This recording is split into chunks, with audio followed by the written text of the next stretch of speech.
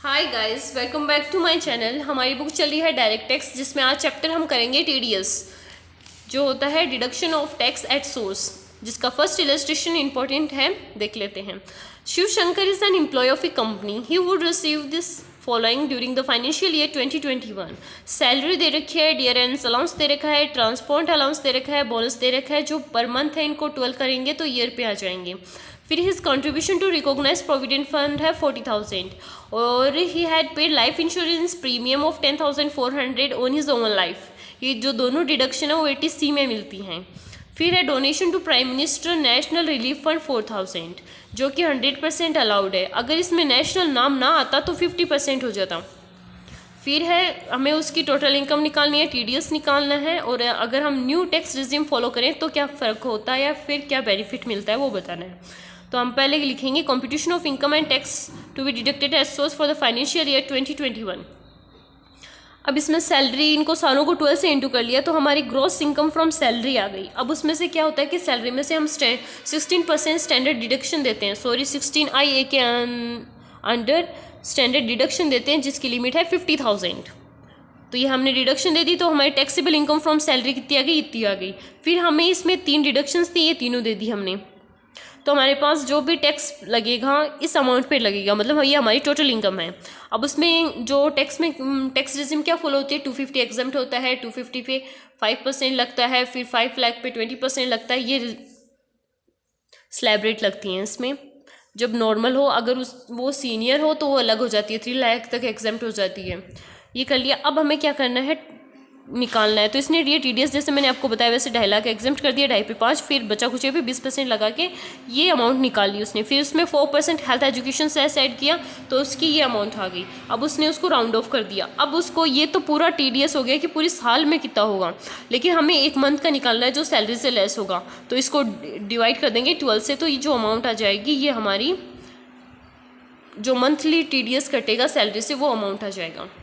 हो गया first illustration. हम न्यू टैक्स रिजिम फॉलो करें तो उसमें क्या होता है, उसमें होता है ये कि जिसमें ये एक तो स्टैंडर्ड डिडक्शन नहीं मिलती है सैलरी वाली, और ये जो 80G की और जो भी हम ग्रॉस टोटल इनकम में से डिडक्शंस देते हैं वो भी कोई भी नहीं मिलती है।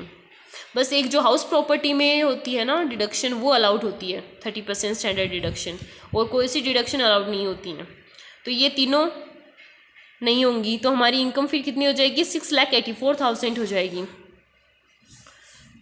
ये टोटल इनकम हो गई। अब हमें टैक्सेस में ना स्लैब रेट अलग है। न्यू टैक्स रेजिम में क्या है, 250 पर नेल है, फिर 250 पे 5%, फिर 250 पे 10%, 250 पे 20%। ये टैक्स है। लास्ट में बैलेंस बचे जिस पे 30% है। जैसे कैसे याद रखोगे आप इसको, 5%, 10%, 15%, 20%, 25 और 30। ये कैसे याद रखोगे, 250 ये मतलब इस साइड तो 250 आएगा, और इधर यहाँ जहाँ 30 वाली रेट आ जाए वहाँ पूरा बैलेंस पे 30 लगता है। ये हो गया। और इनमें रिबेट भी मिलती है जो अंडर सेक्शन 27A है।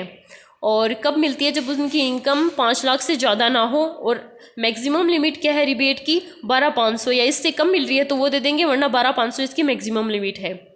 और ये अंडर सेक्शन 87A में मिलती है। और ये रिबेट किस किस को मिलती है, एक तो मिलती है डबल टैक्सेशन रिलीफ वाले में, और एक एडवांस टैक्स पेड में, और टीडीएस में। इन 3 चैप्टर्स में ये रिबेट मिलती है। फिर से नोट कर लेना कि डबल टैक्सेशन रिलीफ में, एडवांस टैक्स पेड में और टीडीएस में रिबेट मिलती है। अब मैं आपको एक क्वेश्चन और करवा देती हूँ जो कि इम्पोर्टेंट है एग्जाम के पॉइंट ऑफ व्यू से। वो है 7th वाला। Shri Rakesh is resident in India during the previous year 2021। He has received the following payments. You are required to calculate the amount of tax to be deducted from this payments. ये payments इनमें से TDS कितना कटेगा वो rate बतानी है हमें। तो फर्स्ट है इनकम फ्रॉम सैलरी। सैलरी से कब करता है, 250 से अबो अगर सैलरी हो तो टीडीएस करता है। तो ये तो कम है, नहीं कटेगा, लेकिन आपको ये लिमिट याद रखनी है क्योंकि वो ये अमाउंट चेंज कर देता है। फिर जो विनिंग फ्रॉम हॉर्स रेसेस पे कितना टीडीएस करता है, 22.5% करता है। अगर उसकी अमाउंट 10,000 से अब हो तो इस पर कटेगा। फिर है इंटरेस्ट ऑन लिस्टेड डिबेंचर, सो इस पे 10% टीडीएस करता है। फिर जो फिक्स डिपॉजिट है इन स्टेट बैंक ऑफ इंडिया उस पर 7.5% करता है। फिर interest on deposit from registered form exempt होता है। इंश्योरेंस कमीशन है 3.75% करता है। डिविडेंड फ्रॉम जयपुर सिंथेटिक्स इसका एग्जेम्प्ट होता है। और राजस्थान गवर्नमेंट को इन रिस्पेक्ट ऑफ कॉन्ट्रैक्ट में मिला तो उसका 0.75% होता है, लेकिन जब उसकी अमाउंट 30,000 से अब हो तब। फिर अमाउंट रिसीव्ड फ्रॉम सब कॉन्ट्रैक्ट ये एग्जेम्प्ट होता है। लॉटरी की इनकम 10,000 ही है तो इस पर TDS नहीं कटेगा, अगर ज़्यादा होता तो TDS कटता। फिर है डिविडेंड फ्रॉम इंडियन कंपनी, लेकिन इनकम ये है 15,30,000। अब इसमें क्या होता है कि 10 लाख से अबो हो TDS की अमाउंट तब जब इसके डिविडेंड 10 लाख से अबो हो तब 10% TDS कटता है, तो ये अबो है तो इसलिए कट गया। और में हम डिविडेंड को एग्जेम्प्ट करते हैं, लेकिन TDS तो कटेगा, तो TDS इन और पे नहीं करता। अगर 10 लाख से अबो उसकी इनकम जा रही है तब TDS कटता है।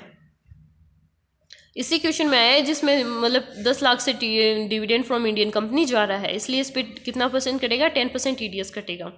Amount credited by investment securitization fund पे कितना करता है, 18.75% करता है। और अब आपको क्या है कि ये जो रेट्स दे रखी हैं ये आपको सारी रटनी पड़ेंगी, ये तो मैंने बता दिया कितनी कितनी लगी, लेकिन इनमें मैक्सिमम लिमिट दे रखी है कि इसके अबो होगा तो इतना TDS कटेगा। तो ये सारी आप याद कर लेना, क्योंकि ये जो अमाउंट दे रखी है ये चेंज हो जाती हैं क्वेश्चंस में, इसलिए आप ये अमाउंट याद कर लेना कि इससे अबो हो तो कटती है TDS। देख लो आप आराम से, कोई ना समझ में आए तो कमेंट कर देना। Thank you for watching.